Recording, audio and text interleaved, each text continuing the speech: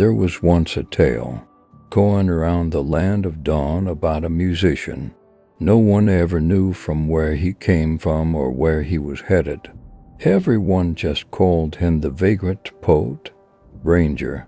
Granger was orphaned during the war between the Monian Empire and the southern monsters. He was picked up by the Imperial Army and then sent to the Monastery of Light.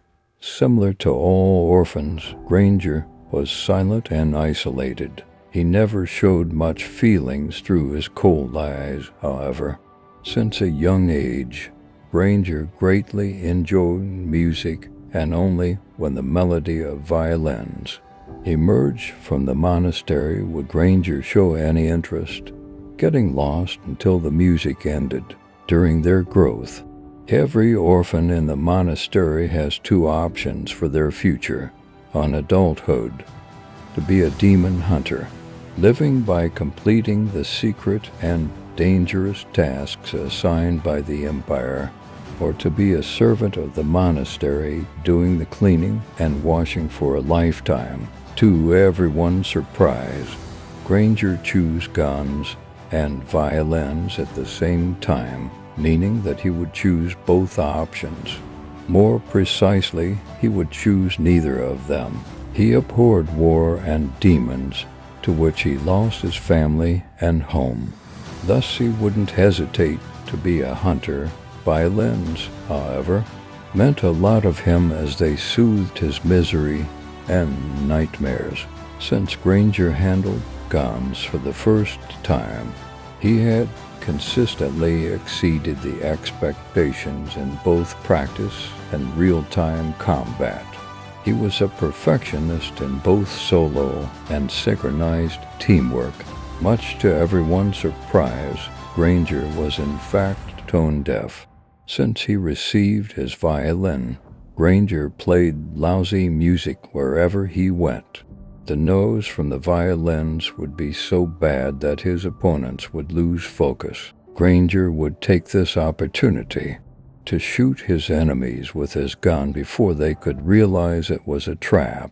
He could instantly turn a beautiful piece of music into a battle song, and the ups and downs of melody often made him excited. Soon after, he took the lead among the demon hunters.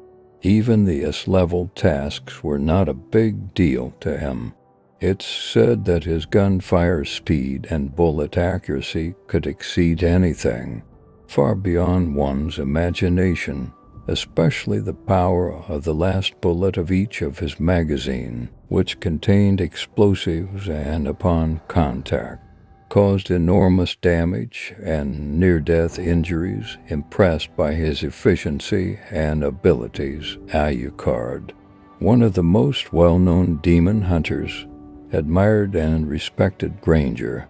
He remains one of the most fiercest gun runners in the Monastery of Light, with great combat techniques and a strong, advanced sense of avoiding danger in order to pursue the pleasure of killing demons and completing tasks quickly.